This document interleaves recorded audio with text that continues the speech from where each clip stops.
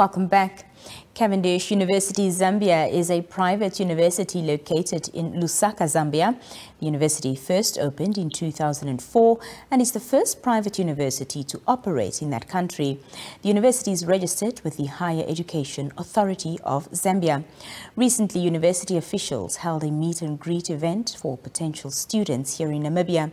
With more details, I'm now joined by Reginald Rainey, Executive Director of Cavendish University. Mr. Rainey, good evening. Thank you so much for joining us. Good evening. Thank you for having me. Just briefly, talk to us about Cavendish University and its background. Sure. As you mentioned, Cavendish University was established in 2004, and we were the first private university in Zambia, really fueled by the growing population and the lack of capacity in public universities. So it was developed and created to create and fulfill access to education in the country.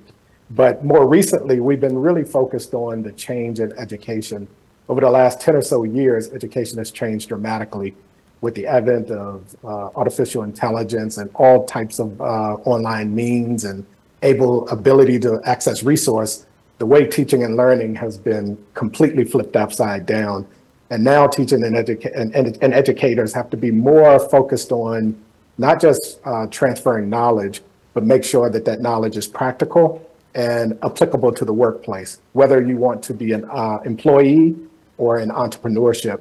And that's really what Cavendish University has been focused on for the last several years. And do you have partnerships with other universities across Africa and the world? Sure. So we're actually a part of Africa Education Holdings. So just by virtue of being a part of that organization, we have 3 other sister universities. We have Cavendish University in Uganda. We have IAM University in Senegal and IAM in Mali.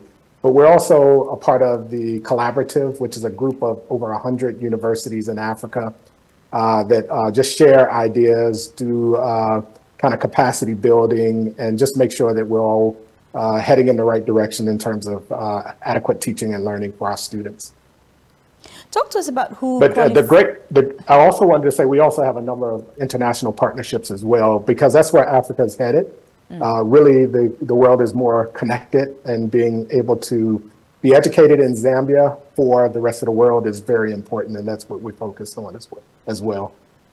Mr. Rainey, talk to us about who qualifies to study at Cavendish University and perhaps what students from other countries such as Namibia need in order to study there.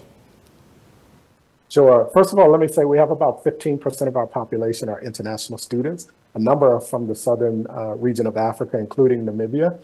And so for Namibia specifically, the requirements are 5 passes, C and above.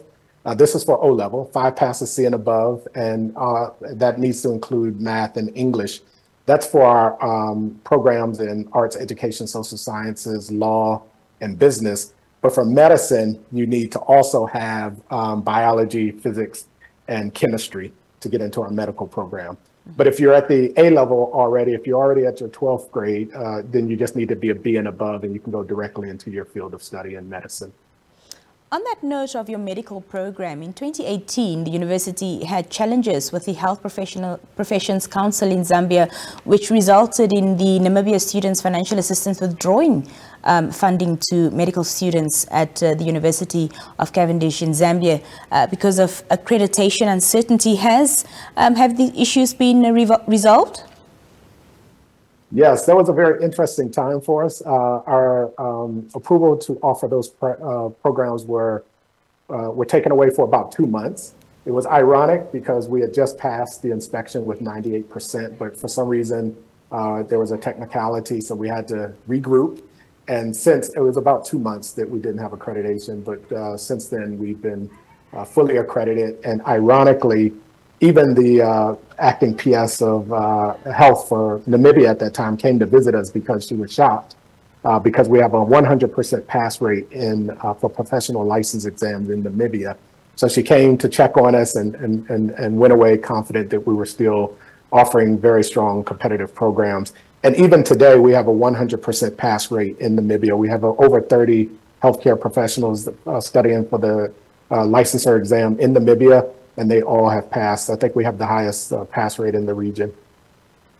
That's fantastic. On that note, why should students out there choose Cavendish University as the university of choice?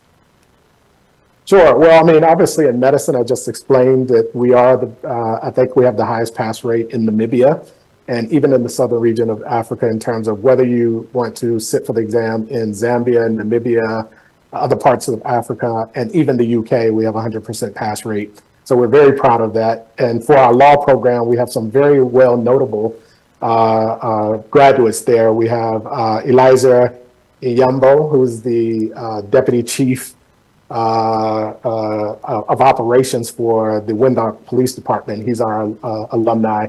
We also have Kandiwapi Nimbia, who is the Deputy Chief Magistrate for Administration for Namibia. So we have some great people alumni doing some great things in Namibia, but also just throughout the world, quite honestly.